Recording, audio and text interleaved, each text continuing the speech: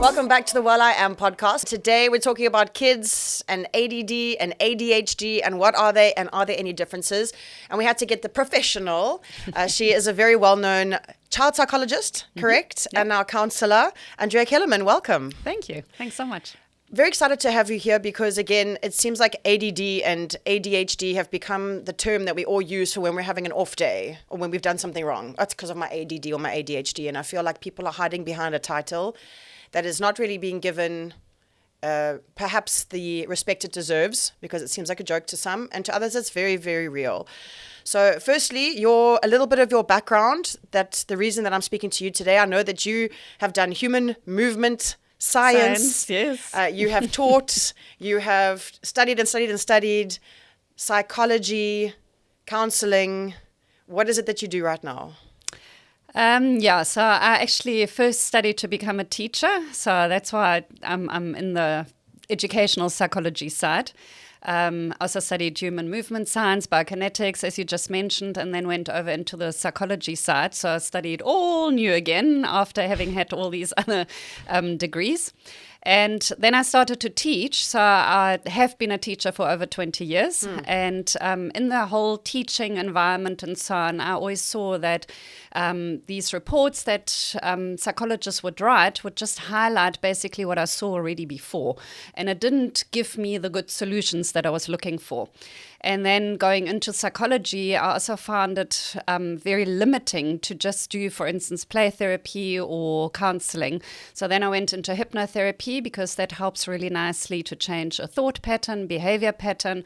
And then I went into neurofeedback, which is brain training. So it's basically where I assess the brain with, it's very similar to an EEG in the hospital. Ours is called a EEG with sensors on the head. So you can, with that, actually also see if a person, for instance, has ADD, ADHD. Oh, wait, so you can see...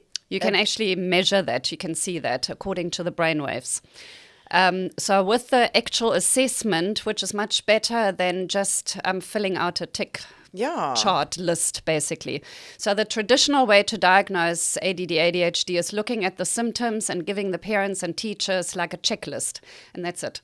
So you also just mentioned hypnotherapy. Yes. There's the two schools of thought. One person's like, hypnotherapy is if you want to stop smoking. Mm-hmm. And the other is like, that's absolute rubbish. Mm-hmm. How does a hypnotherapy session work, for example? Just quite briefly. Yeah, so unfortunately, hypnotism has a negative touch to it because we obviously have seen all these things on TV and, and holding a clock side to side. And the shows that you see. Yeah. So the therapy part is quite different. So it goes back to brainwaves again, like the same like when I do the actual training, we can change the brain. The hypnotherapy is a little bit similar as well. So in your waking day, when you concentrate, like us talking, we are in a brainwave called beta. So that's your focus, concentration brainwave. And when you cycle down, when you, for instance, focus on a task on hand without getting distracted, you're in a brainwave called SMR. When you are daydreaming, you're in alpha. So I'm sure you've heard about alpha waves, where you're creative and daydreamy and so on. And then one brainwave that is a little bit slower is called theta. That's your lighter sleep brainwave. So with people, for instance, with ADD, ADHD, they have too much theta in the prefrontal and frontal lobes. So they would drift off. They don't keep the focus concentration. Oh, wow. And that is where the problem then comes in. So if we, for instance, look at hypnotherapy, we want the person to be in alpha theta. So when you, for instance, fall asleep in front of the TV, you would drift and you hear the TV, you don't hear the TV. That's exactly the same space that you're in when you are hypnotized. So being hypnotized or having guided meditation, it's actually exactly the same. So if you use it for therapy, what we do, or what I do, is I first relax the body, then I relax the mind, very relaxed tone of voice, music in the background, so that you can go into this lighter sleep sort of space. And after that, I put the person, for instance, into a room. Then they can, feel really relaxed in the room and put whatever in their mind into the room to, make it feel like a safe space. Mm-hmm. And then I let them, for instance, let's say go outside into a garden. Let's say there's a lake and then there are 3 boxes. And let's say they want to change a negative. So this is all you speaking? Yes. Okay. And it's just like a story that they're imagining. Okay. So in the mind, what is quite interesting is that when you cycle down into the space, so we have a conscious and subconscious mind. Yeah. The conscious mind is around about 10%, the subconscious mind is 90%. So we store all our traumas, negative thought patterns, everything is stored there. And when we get tired after a long day of work, then we can't always regulate our emotions so easily, because that is then what is coming out. You don't dream straightforward. Mm-mm. So if you, for instance, dream that you are falling, it doesn't mean that you're really falling in real life. It's a metaphor for your actual daily reality that you feel out of control. So what I use is I use these metaphors where you, for instance, go to these boxes, you put all your stresses, all your negative things that you want to, have out of your life, release, like negative thought patterns, behaviors, and so on. You put that into the boxes and throw it into the lake. Water is a representation of emotions, for instance, as well. So when the subconscious mind sees that you actually let go of all of that, it understands it's not relevant anymore. So it's a little bit different to just normal counseling where we talk about it and it's still stuck in the subconscious mind. So afterwards, after we let go of the negatives, then I let you, for instance, go back into the room and we basically recreate your new reality. So let's say you want to sleep better, you want to stress less, you want to have more positive thoughts and so on. Make you see how you have a day like this, where you feel more in control, where you're much calmer, where you can communicate more in an assertive way, where you can pause before, and a lot of people, for instance, can't set boundaries. They immediately say yes, but they actually don't want to, and they don't have time, and then they're more stressed. So that they're more aware of what they're saying, what they're doing, so that they have the positive outcome. Also more responsive, not just reactive. Yeah. And how many, is this the kind of thing that it would be 1 or 2 sessions, or is this a year or a process of you come and you get hypnotherapy and you leave and you're done? Well, it depends on what you want to achieve. So, what you said with the classical stop smoking, I do have some people 1 session done. Really? Lots. 80% of the people actually stop smoking with hypnotherapy. And of those, I want to say 20% need 1 session. Some of them like to cut down, so then they need 2 or 3 sessions. So with the hypnotherapy, you don't need a lot of sessions. Also with other things that you want to achieve. Yeah.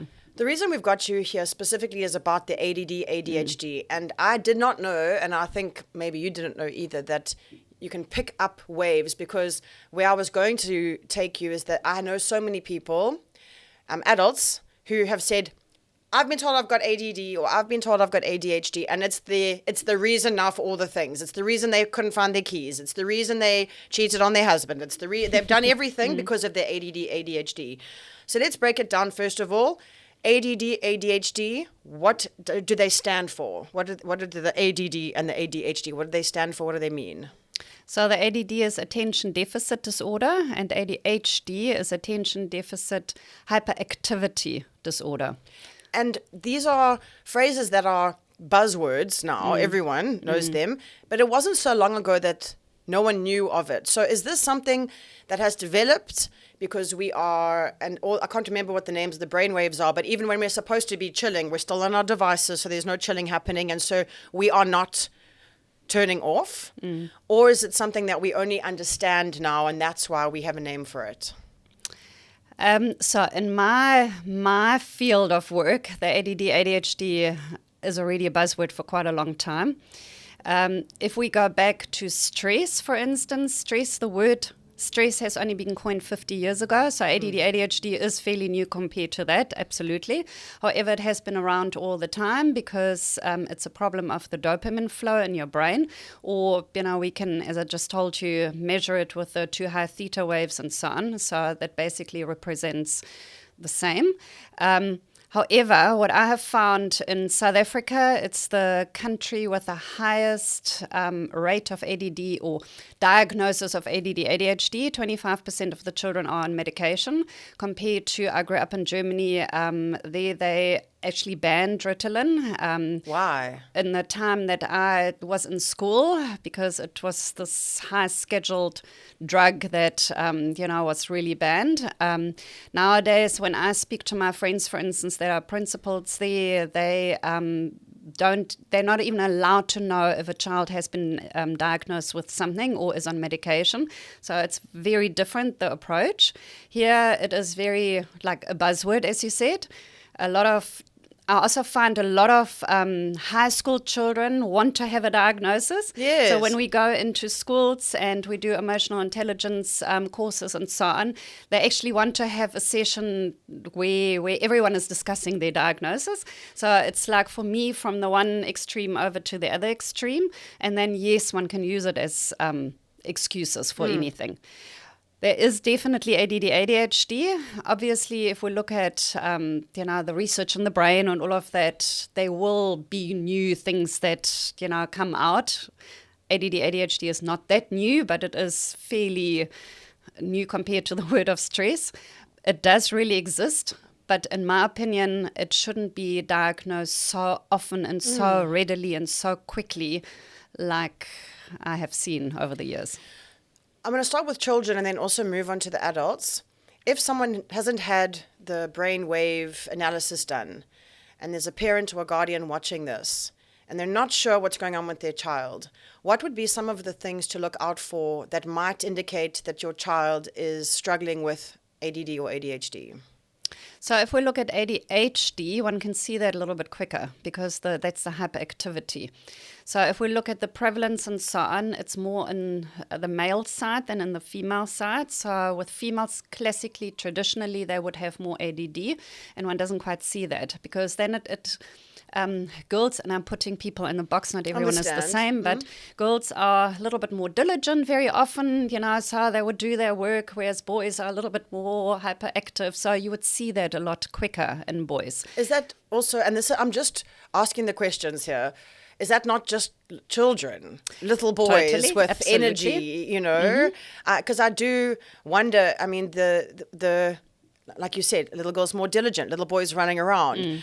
Is it best to maybe give them a longer break to go and play soccer for an extra half an hour, or to medicate them so they can sit down and concentrate for an extra half an hour? Again, I'm just asking the question. Your opinion? So much better to exercise, so much better to not medicate, because obviously any medication is always chemical based and always has side effects. Obviously it has its place, absolutely, but it's always better to try everything else first before going the chemical side, my opinion. So yes, boys will be boys. They will run more and then climb more. Some girls as well, and it is normal. The problem is that, unfortunately, in school, they have to sit down, and they have to sit down over a longer period of time. And then if they're very disruptive because they're so hyperactive, then that's a problem. If they lose concentration very, very quickly, so the attention deficit disorder, it doesn't mean that they can't pay attention. They can. Just especially in shorter even very long. They can. So if they, for instance, play video games or whatever, they can play video games for hours. Because they want end. to. If it's interesting. If it's not interesting, they drift off. And that is where the problem comes in. But isn't that also human? I mean, I just think even us, I don't know, something that you're really into, but I know I can sit for hours and watch videos on people braiding hair. I love it so much, but I cannot watch a game of soccer or a golfing thing, The problem, obviously, in school is that you have to actually pay attention. And then if you can't keep your attention and you can't complete your tasks, then school. Exactly. But And then, that's where the problem comes Andrea, in. from a perspective of then helping the child, because we are talking children and that's up to 18, are there any alternatives? And we've already said yes, of course, exercise, but let's say now exercise is done and the child is starting to work out a bit. Before we just give them the Ritalin, and I'm sure you know this, And maybe as a parent of a high school child, you don't know, but there's a massive community of younger people who are using Ritalin up the nose. Mm-hmm. It's the safer way to do it, and it makes you so, obviously then other drugs, and it makes you so alert, and you can concentrate for ages. I mean, we've got this happening, and this is something they all have their hands on now. Beside Ritalin, is there a diet change? Mm-hmm. Is there adding more water, or this kind of a food that will help, or stay away from that kind of a food? What else could you do beside the Ritalin? Yeah, so obviously if we look at Ritalin, the chemical component is similar to cocaine, and that's why they snort it. So it's not a better and safer way of doing it. Of course. So unfortunately, that's the problem. So yes, absolutely. If we, for instance, look at diet, very important to cut out sugars, because sugar makes you more hyperactive. Also, if we look at, for instance, the prevalence of ADD, ADHD, as I just said, more on the male side and so on, the inheritance rate is around about 70%. So if the father has it, likelihood that the son could have it, a little bit more there. If we look at, for instance, depression, anxiety, inheritance rate 30%. So if you look at the weather forecast, 30% rain, will probably not rain, 70% will probably, if we look at it like that. So it is quite important to understand that. The 30%, if I, for instance, have a person with ADD, ADHD, would be, for instance, oxygen deprivation at birth, or, any of those things. So if it's not inherited. If we look at what one can do, very important for them to have a very strict routine.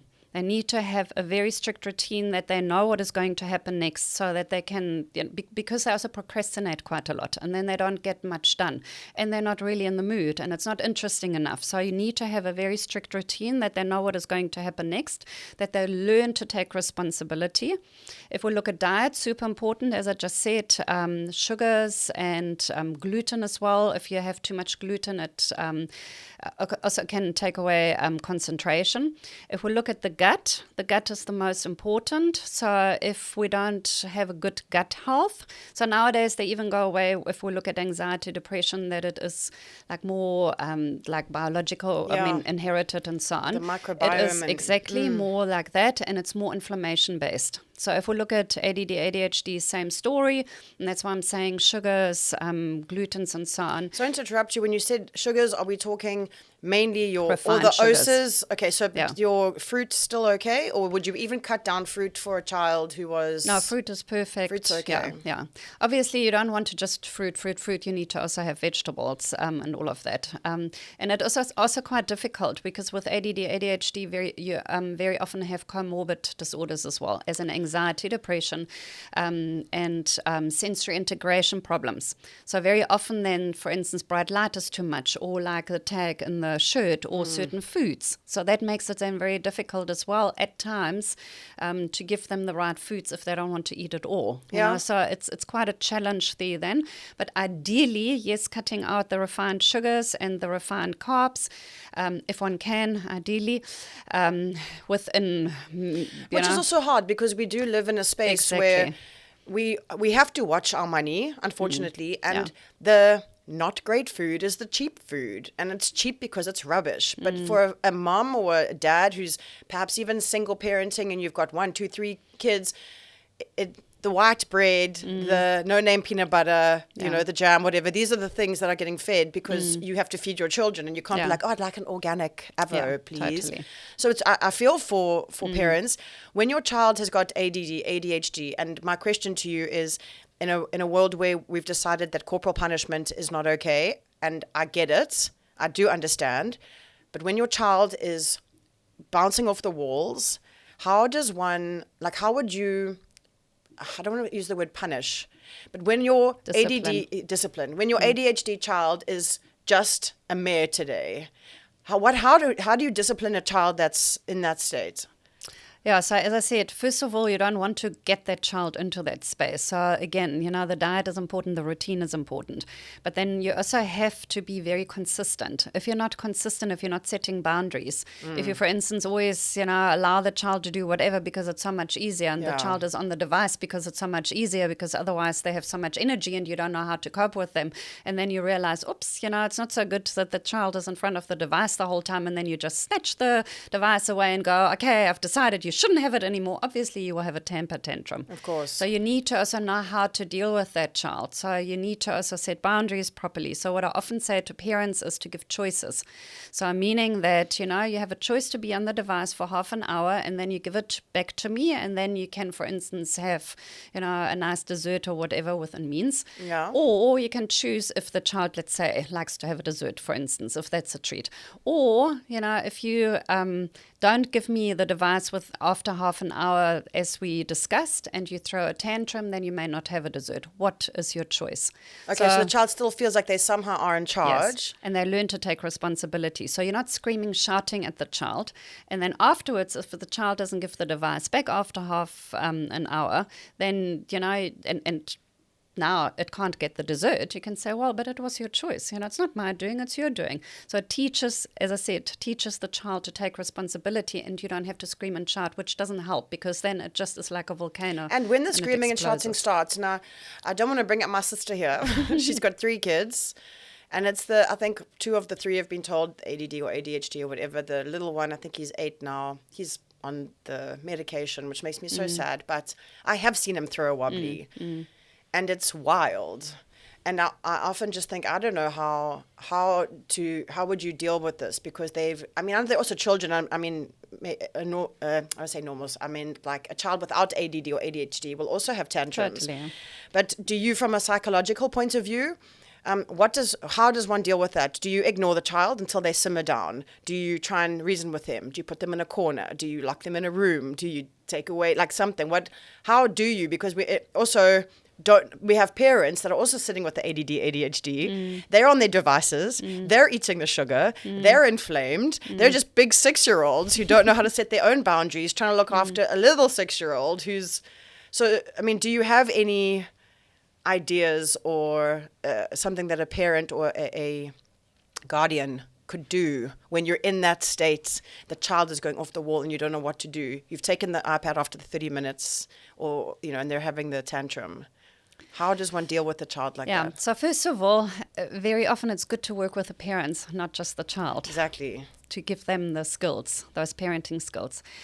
Every child is a little bit different. With some children, you can reason much better. With some, you can't. So, to put them into, for instance, on a chair in a corner that they can think about it and calm down, that's a good way.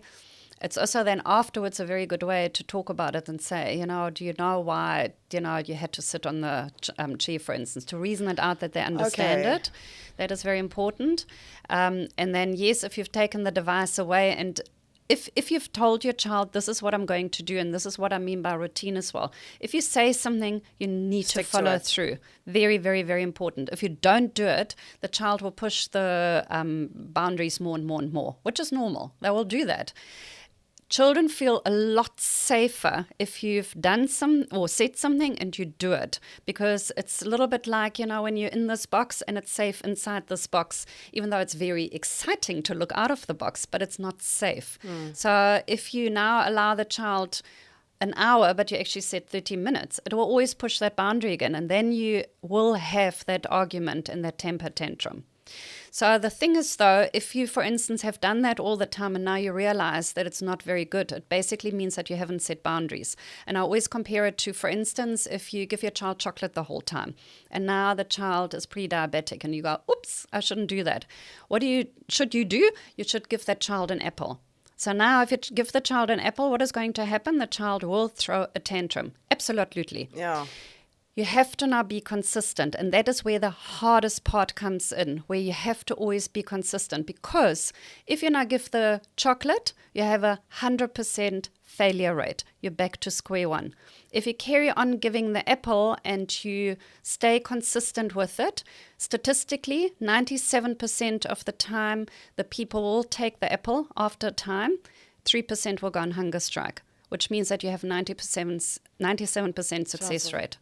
So you have to see it through in that time and stay calm. You can't start screaming and shouting as well because you're the adult, you're not the child. But you know what also happens here? We have got, and I don't know what the percentage is, but I think at least 50% of parents have split. So now you've got little Sam. Sam's going to mom, to dad, to mom, to dad. Difficult, Dad is keeping it together. Dad's going, absolutely not, you're having the apple. And mom's like, I can't take you, just have the flippin' chocolates. In that situation, could I come to you and say, please, will you write a letter or something? Like, how do you do that when you get two parents trying to be on the same page with something like this? Because that's it, you're saying consistency, but I can only do what I can do. I've got a teacher or a grandparent or another parent who doesn't. I mean, how do we break through to people that this is what needs to happen? Is there a way? I mean, as a psychologist, can I ask you to send me a note to my mother and my ex-husband and say to them, this is what we have to do? I mean, when do we start taking this seriously? Yeah,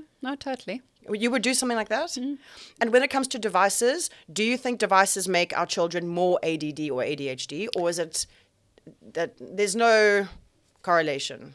No, there is actually. Yeah. So the longer you are on a device, the worse it is for the brain because it increases the theta in the brain. And theta was the lighter sleep brainwave that makes you drift off. Okay, so as we really are doom scrolling, and the kids as well, and they know how to use the phones better than we do. So that's also happening to them, beside what's happening with their eyes, all these little kids getting more glasses now. So they're increasing the theta brain waves. So how does that impact? Then they drift off more, and it also changes the mood. It is quite interesting. The longer they are, and it depends on the age as well. You know, there are different statistics and all of it. But young children, the longer they are on the device, and if they're not playing outside an imaginary play, for instance, develops your brain most. So they've done a research where they put someone into a sports car simulator. And obviously then, you know, it's not just on a device. You actually have to drive and you see the screen in front of you and so on. And then they compared it, and then they wanted to have a look what is going on in the brain. And then they compared it to children just having imaginary play, which is not so fuss. It's not so action-oriented. But sitting in their little room and imagining they're driving. And you actually, the brain was developing and highlighting more areas in the brain when they were on imaginary play than on the car simulator.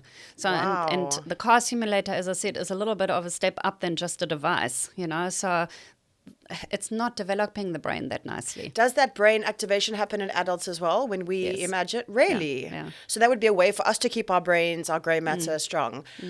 I don't know if you know the answer to this, but minutes-wise, what would be, and I know we can't take devices away from children, that would be great, but we're too far into it. What would be the ideal for, let's say, a child in your grade 1, 2, 3? 30 minutes a day. 30 minutes a day.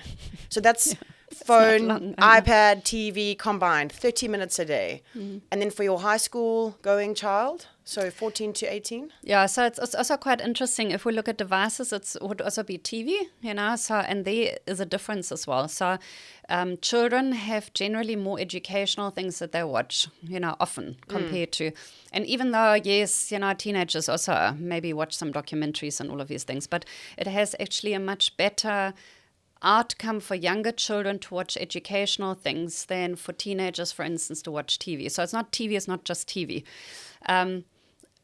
Yeah, so for teenagers, they do watch a little bit more. However, it's not so stimulating that anymore as in a positive. Like Love Island and that kind of stuff. Yeah, all these things. What is also different is that with children, when babies are born, they're in delta, which is our deepest or the slowest brainwave.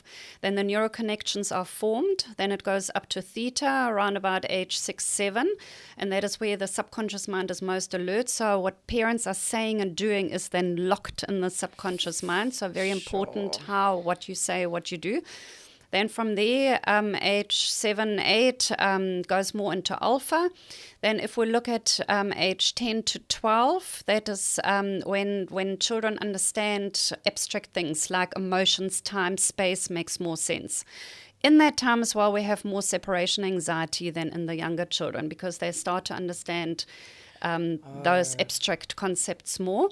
And then with teenagers, so in that first years where the neural connections are formed, the brain is obviously formed then as well, and children learn quite a lot.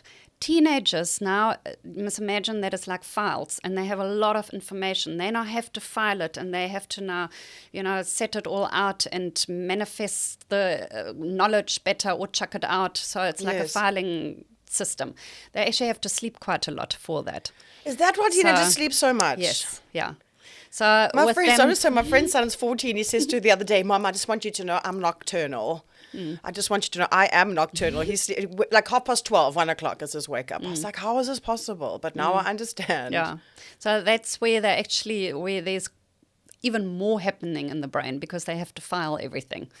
So when they then watch a little bit of TV and so on, it's not always so ideal if they have the TV running in the background, because then the filing system doesn't work that well. So, but for a teenager, what are we saying, like an hour a day or less more? Yeah. That's like one episode of something. I know, yeah.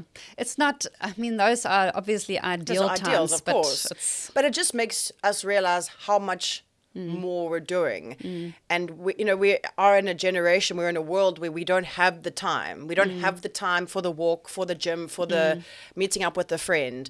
Yet we are thousands of % over our screen time. When it comes to ADHD in adults, are we looking for the same thing?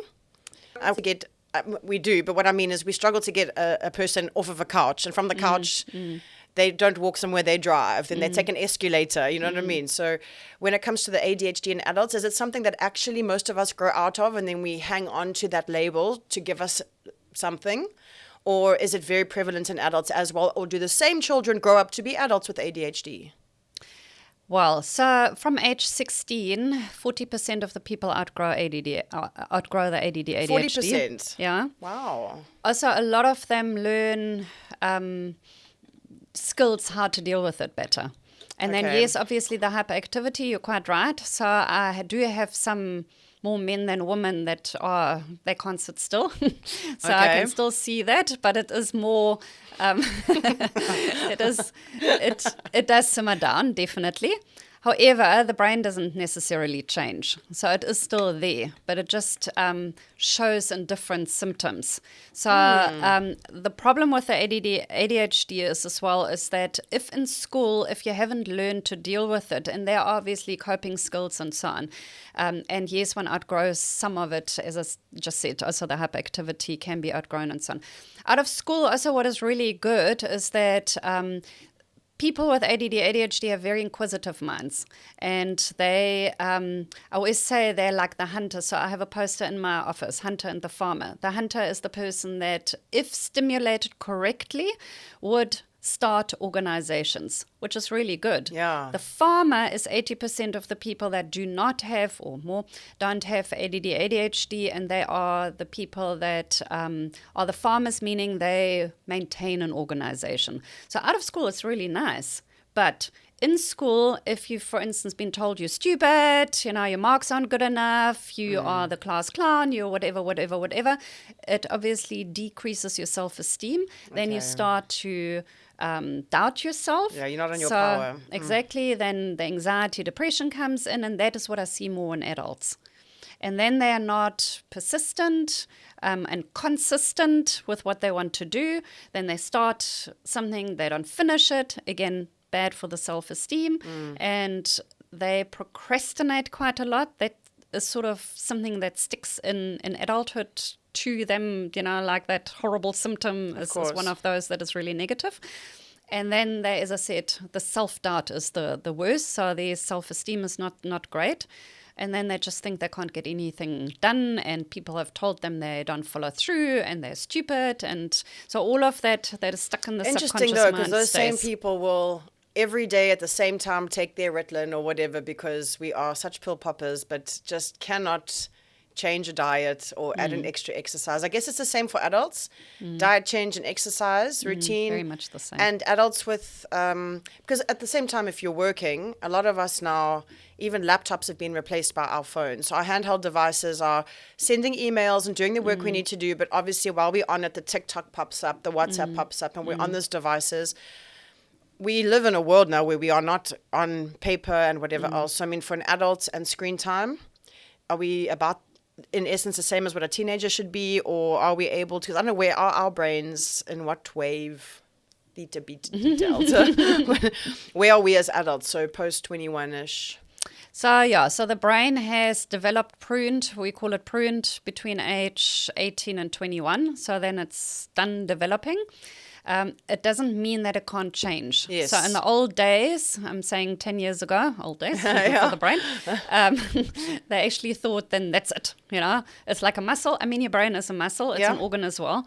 And if you think of your biceps, you know, and you're getting older and all of these things, and then you think of adults, for instance, memory goes down, concentration goes down, and yes, because you're old and so on, it doesn't have to be like that.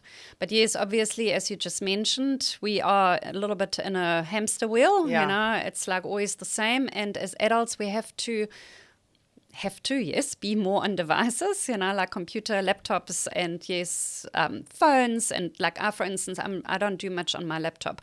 I generally do everything on my phone. So yes, absolutely. We have more screen time because of that.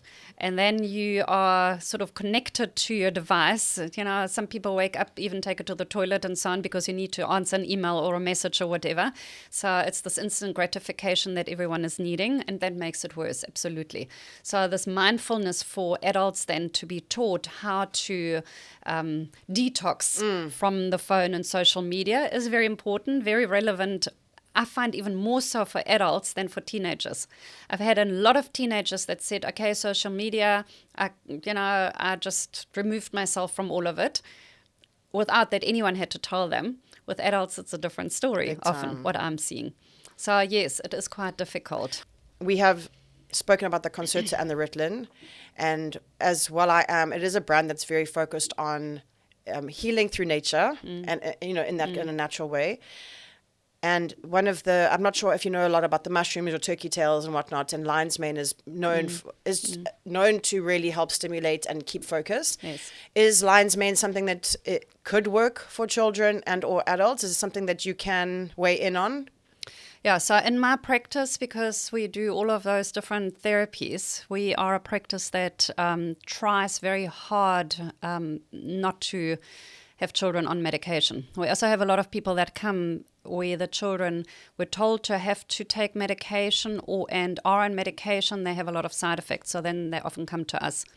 So if we look at diet, we touched on that. So as I said, sugars, refined foods, carbs, and some people have dairy problems. So any allergy can make it worse. If we look at supplements, omega-3, very, very, very important. Omega-3 has two components, EPA and DHA. If we have higher EPA, it is very good for concentration. If we have higher DHA, it takes away anxiety. It also works on the phonetics if a child has phonetical problems. Really? So that is important. With speech, you mean? Phonetic speech? Yeah, and also, yes, correct. So that's in the back of the brain here, but it's also the spelling part and all of that. So yes, anything phonetic related. Then magnesium, super important. There are 3 different kinds of magnesium, and the best one for the brain is magnesium threonate. It actually works on the brain, which means that it calms it down. Giving it to a child in the evening calms that brain down because the child generally is hyperactive with that in the brain. So what actually happens in the brain is that the dopamine flow isn't really good. And because the dopamine flow isn't good, then in the brain it actually runs too slowly, but they are active to counteract that. So it's a little bit counterintuitive where you see the fast here and the slow in here. And you need to also have magnesiums for the proper chemical flow of what is going on in the brain. Then zinc is very important because it's a carrier for your dopamine. So that would help with the ADD, ADHD side as well. If we look at lion's mane, yes, lion's mane is a buzzword at the moment. You also have to have a look what kind of product you're taking because there's specific molecules in the lion's mane that needs to be extracted correctly. I'm working at the moment with a psychiatrist, and he is actually bringing that in from Germany, where it's extracted nicely. And what is really interesting for me is that we are putting children on it but you have to have a specific probiotic with it. Okay. Without that specific probiotic, it's not really working that well. Okay. So there's one probiotic that works for the concentration side of things, and the other one, for instance, for anxiety. So it's really interesting. So that combination can really help nicely.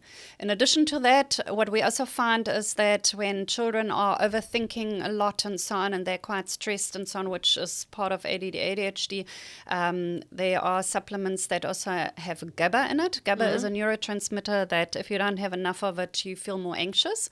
So there are a lot of things that one can do to give that to the child to help calm the child down, that they can focus more and feel calm at the same time. Is there any situation where, let's say, and not actually asking if you do have children or not, but if you had a son or daughter that was showing these signs of ADD or ADHD, is there any situation that you would give your child the Ritalin or the Concerta?